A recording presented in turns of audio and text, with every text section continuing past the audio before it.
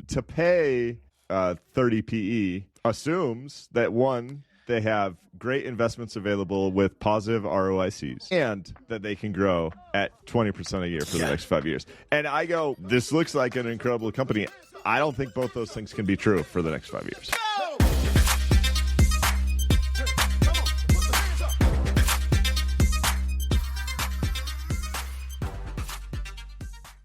This podcast contains the arguably witty banter of two friends, Skippy and Doogles, that like to debate about investing.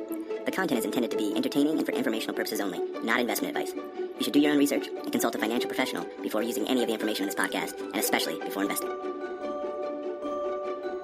Welcome back to Skippy and Doogles Talk Investing, where we bring wisdom to the masses. This show is all about M&M. I'm not talking about Marshall Mathers. I'm not talking about the chocolate. I'm talking about Michael Mauboussin. Before we get started with that, skippydoogles@gmail.com. That is how you get in touch with us. We enjoy the listener mail. Please send it in. Thank you for that. Rate and review the podcast. Helps people to find us. Michael Mauboussin Day. How you feel about Michael Mauboussin Day? Good. Let's watch some lacrosse and call it root for Georgetown. Call it good. I don't understand that at all, what that has to do with Michael Mauboussin. But that's okay. That's okay. You do you. You do you. Today, there are two elements of this. We're going to start off by breaking down a 2014 paper about PE ratios. It sounds just as nerdy as it actually is, but there are elements of this that are incredibly applicable to today and just general thought process. I just have like some general life thoughts that came out of this paper too, so we'll discuss that. Second, there was an recent interview between Michael Mauboussin and Seth Klarman of Baupost fame, crushed the market over the last 40 years. There are some gems that came out of that. We're going to touch on both those pieces. I look forward to seeing what you think about this. You said your brain was broken over this paper, so really excited about that. Let's dive into the paper first. Should I give high-level stuff, or do you want to talk about brain breakage? No, kick us off. What is this paper talking about? Okay. This paper talks about PE ratio. That's price to earnings multiple. And what it discusses are a couple different elements. One is, what is the PE ratio really? And how should you or how should you not use multiples when it comes to valuing organizations? That's the high-level piece. What its general take is that people use PE ratio incorrectly. They're too lazy with it. You use it to value when you probably really shouldn't use it to value. So it says instead, what is the company's value made up of, and how does that relate to PE? That's the high-level take. I loved how it broke this part down that I'm about to name here. It says, what is the value of a company? And it splits it out into two different elements. It says one is the steady state value. We'll talk about what that is. And the second is future value creation. So the overall value of an organization is what is its steady state value plus what's the future value that it will create. That's it. I love how simple that is. Yeah, this is an incredibly helpful framework, though. And to be honest, there's a reason we're back in the archives talking about a paper that's nearly 10 years old, because no one really talks about it this way. But it's true, first of all, and helpful. And so I just have to jump straight to this example. We go in the Wayback Machine, and he's talking end of 2013 prices, right? Yeah, which is not Wayback Machine for him, because this is in 2014. But this is amazing. So he breaks down Apple and Edison International, which are both at that time trading at a PE multiple of 12.8. Okay? Yep.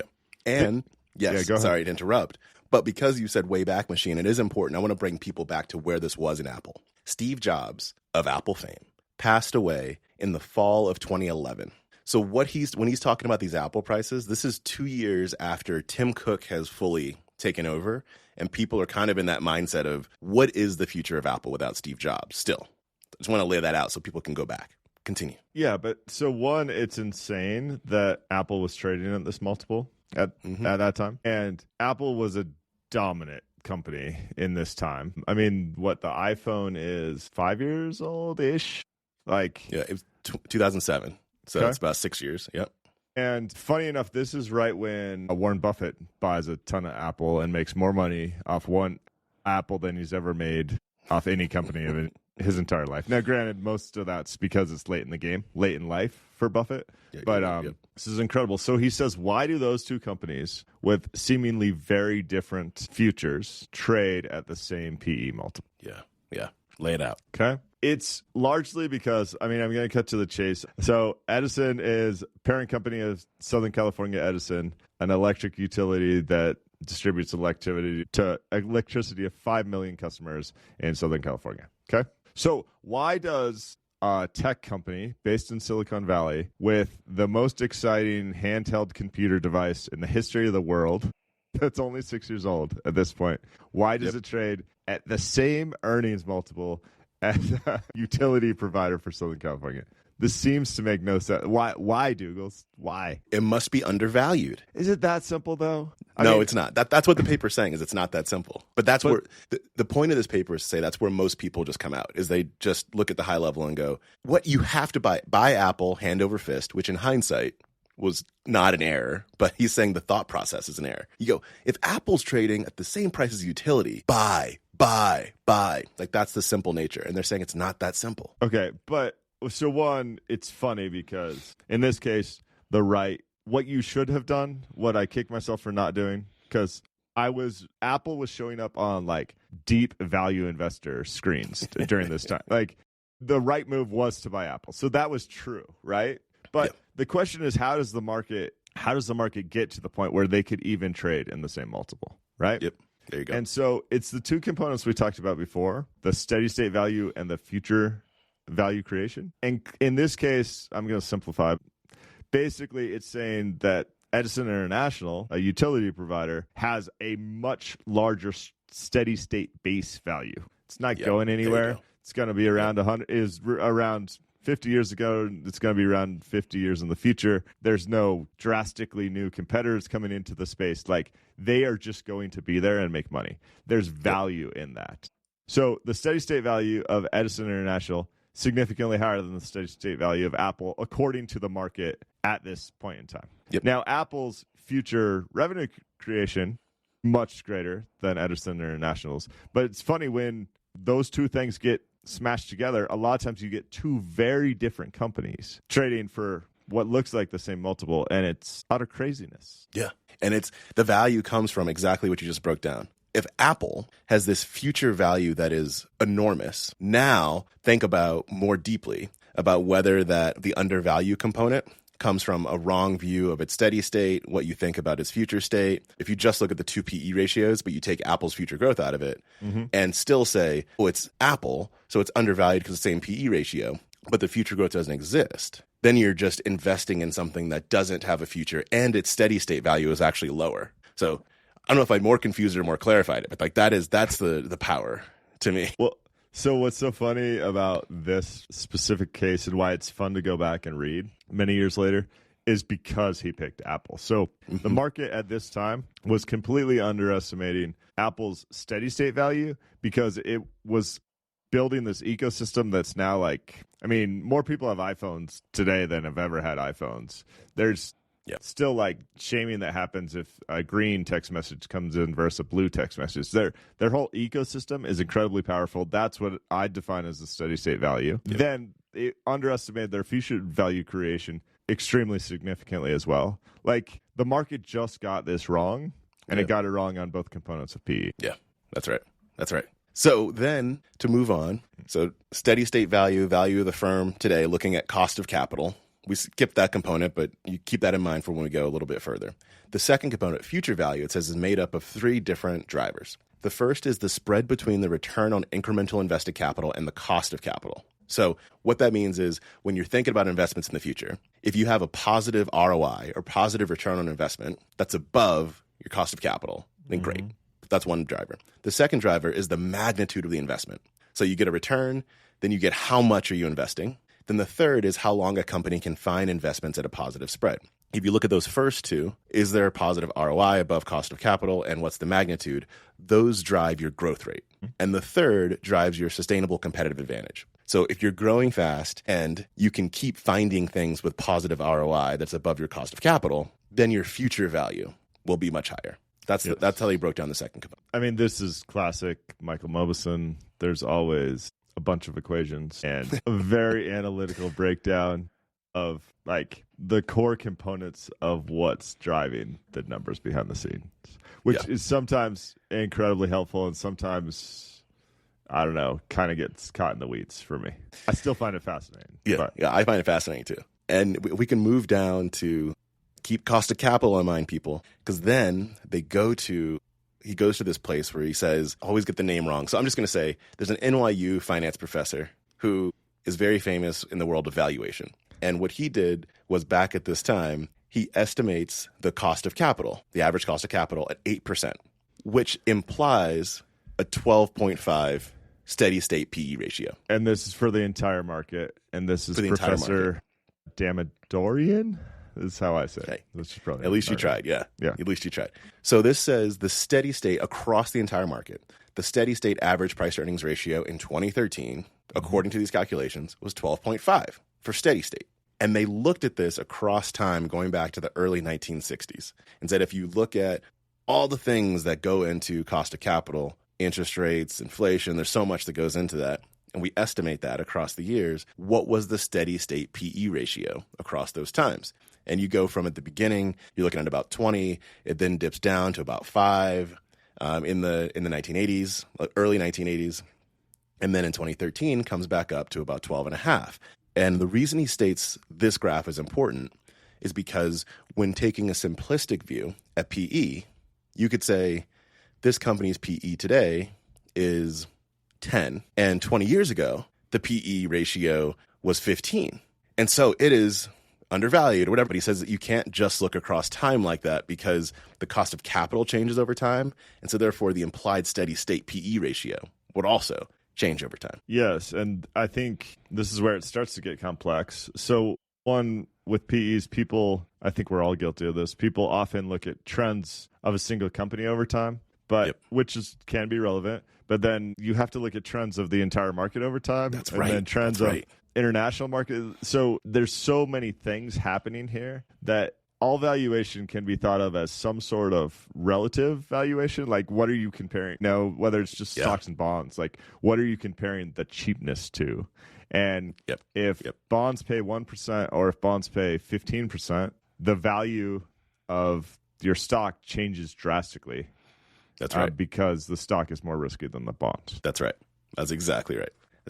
So yeah, the math is complex. The concept that you just described is what's most powerful, I think, here. The last thing I'll point out is he looks at these different scenarios for return on invested capital and what that then means for what PE ratio could be given different earnings growth rates. And the takeaway that I'll actually shape here, there's a table. We'll have this paper on Substack, skippydoogles.substack.com next week, so you can take a look at the table. I won't go through the whole table. But the thing I'll point out is that if you have an 8%, going back to 2013, estimated 8% cost of capital, and your return on invested capital. So when you make an investment, you make 8%. The implied PE ratio is just going to be the same no matter how fast you grow.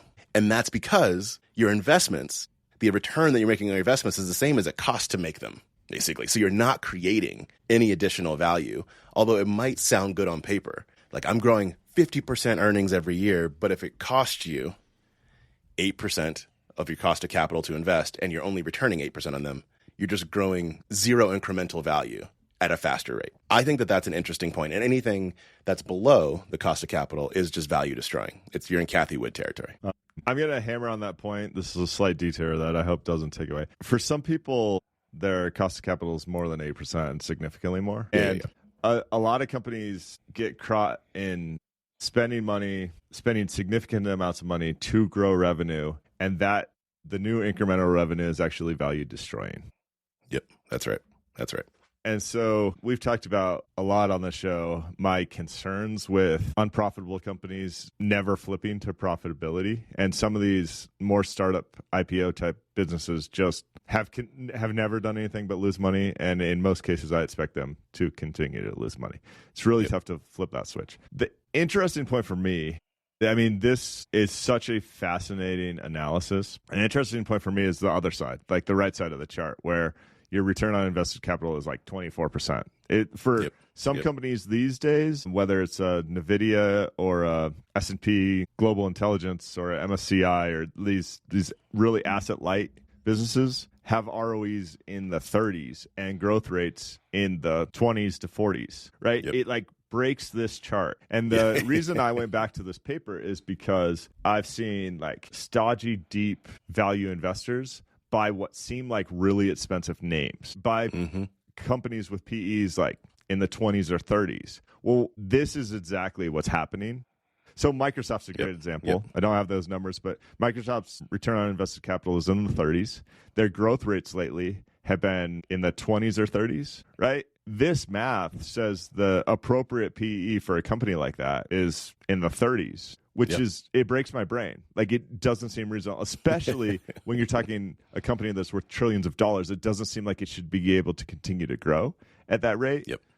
But the thing I liked about this, the reason I sent it your way is because here's the math, and it's a tough paper to get through, but this is how you justify. And just think about that for a second. Think about a company I'd typically buy, like a boring cement manufacturer or materials provider. Like some incredibly boring company trading at a PE of 6.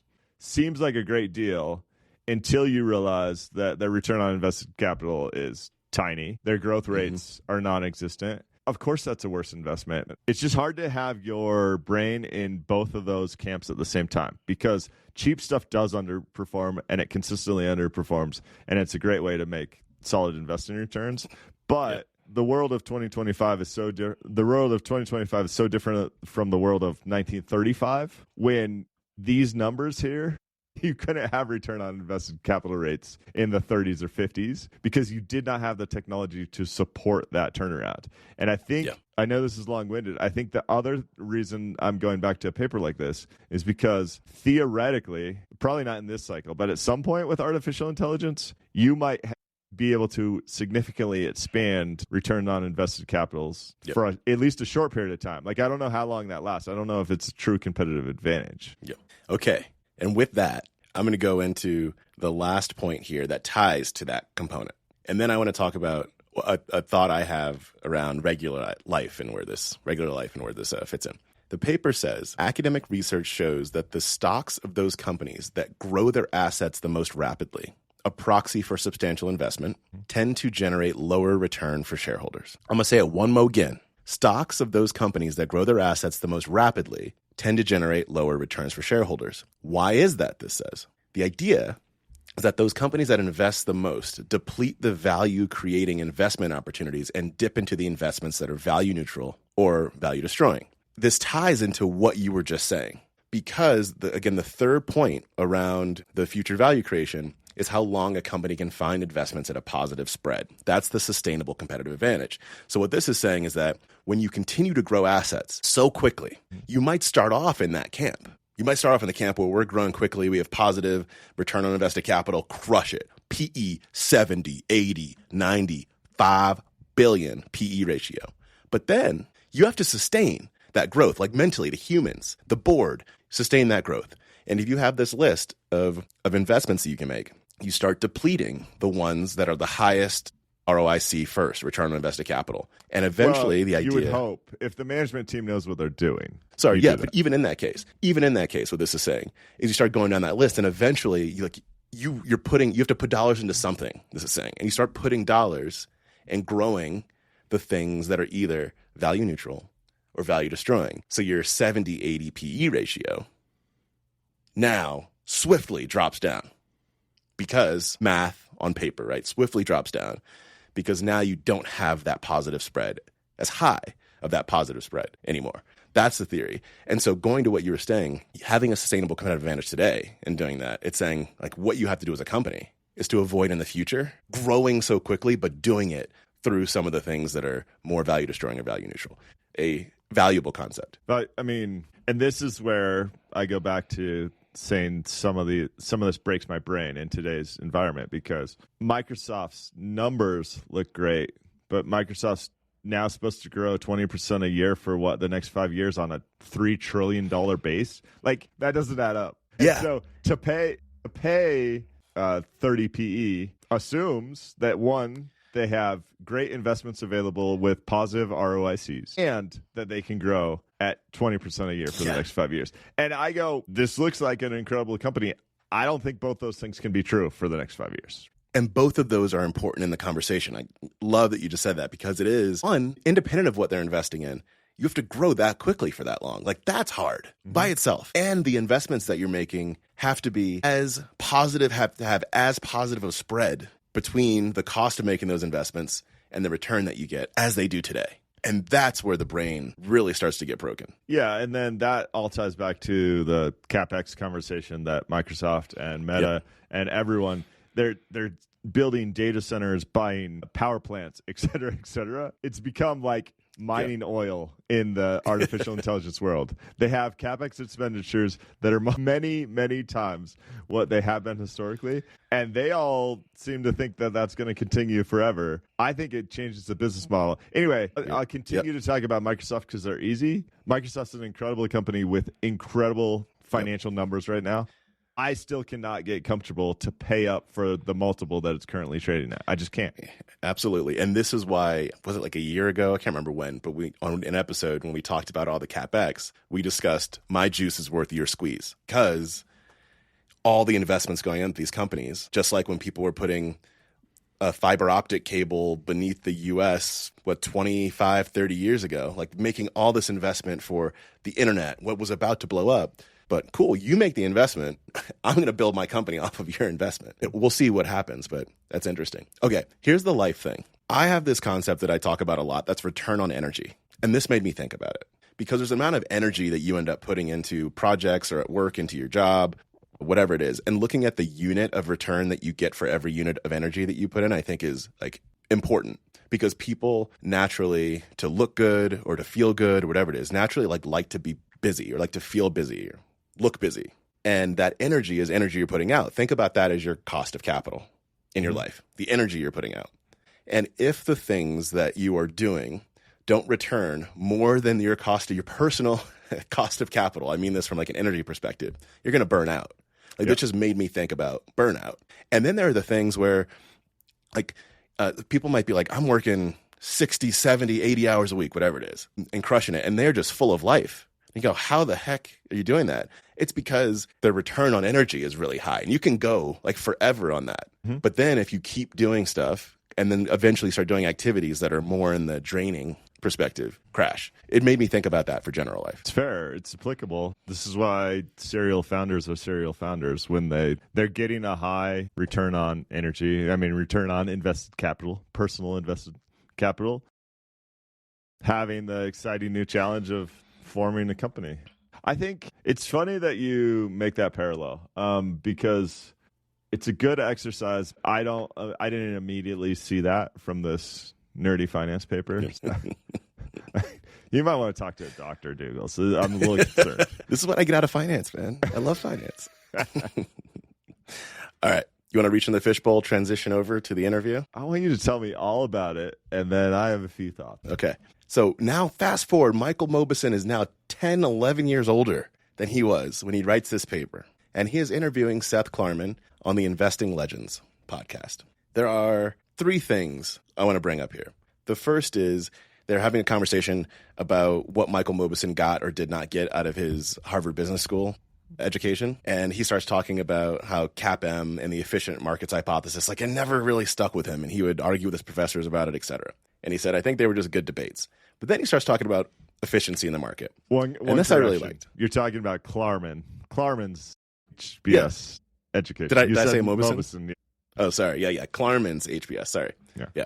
So then Klarman's talking about market inefficiencies. And he says, markets aren't efficient for a few reasons. Now, he's not saying all the time they're not, but there are inefficiencies in the market for a couple different reasons. One is because humans gonna human. And human beings are emotional, going back to the greedy, fearful thing. Human beings are emotional. And they put constraints on their investing.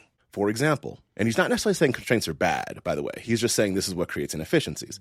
Saying they put constraints on, like, for example, I'm only going to own stocks that have been profitable for the last 5 years, he says. Or I'm only going to own stocks that are above a certain market cap. Like, I'm going to $1 billion or more, things like that. And he says the fact that you have these emotions and that they put on constraints means that there are parts of the market that get ignored or hated or whatever and they're not being valued at their fundamental level. And that creates inefficiencies. So the equation doesn't map to the human investing. I thought that was a good way to like a really simple and good way to break it down. And 100% correct. I've never heard you respond to something that I say, because I just said those things. No, that's because it was Klarman that said it. Anyway, go on.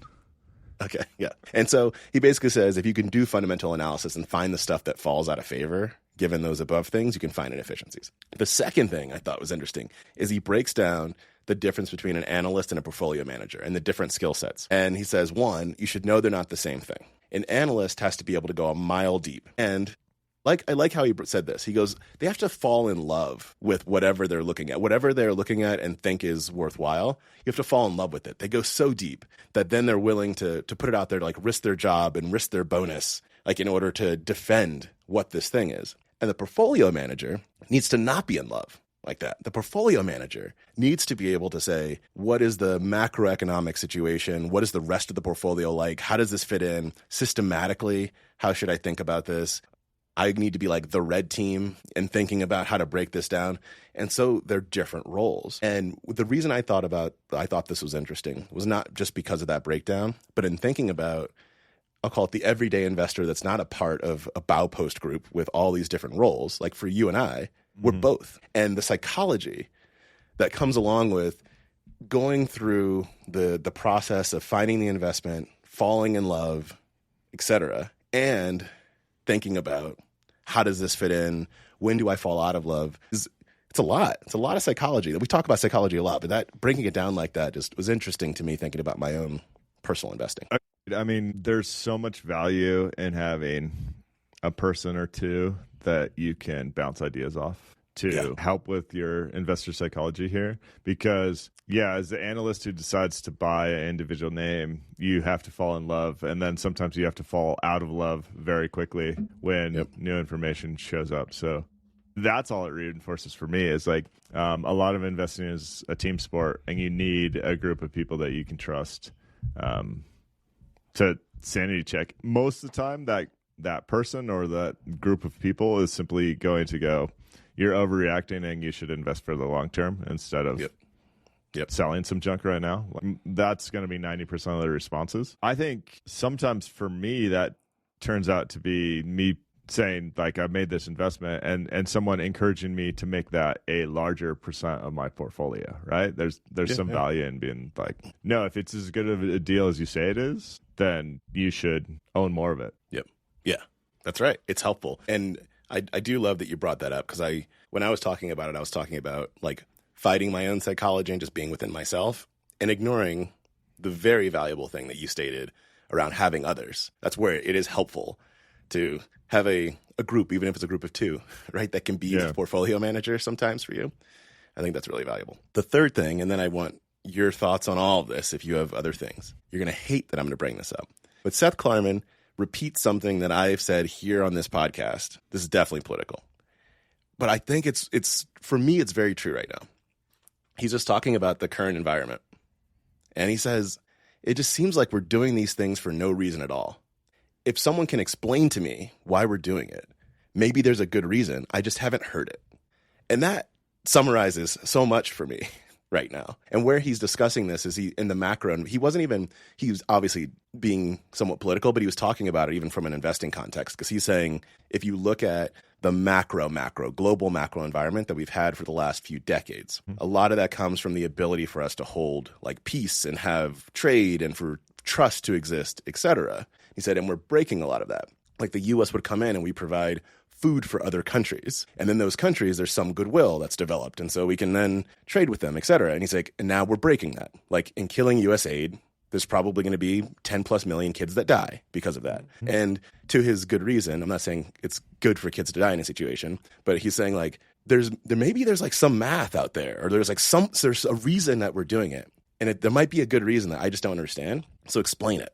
That I also took away. You don't have to react to that if you don't want, but I thought he was well-spoken in the way he talked about some of the political decisions that don't make sense to him today. I believe he sits on the board at HBS. Is that right? I think he has a role within Harvard currently, and I could be wrong about that. But there was also part of me going, dude, be careful what you say. Exactly. But no, I feel like he had to get that off his chest, and I thought he did it in a pretty buttoned up and fair way. I would say I have a analytical mindset similar to him in a lot of ways, and I think there's a lot of people asking those same questions. I'm afraid that the analysis isn't quite as analytical and as deep as we would like, because chaos happens in politics and people are. I don't think it was like a well-reasoned, the incremental dollar of value to the U.S. citizen spent here instead of here. No, actually makes sense, right? What negates, yeah, I agree with that. And like what negates even my like desire to try and find the reason or believe that there is that math is when the True Social post that came out this week, where it's like, the stock market loves tariffs. Don't you see the stock market going up? I'm like, okay.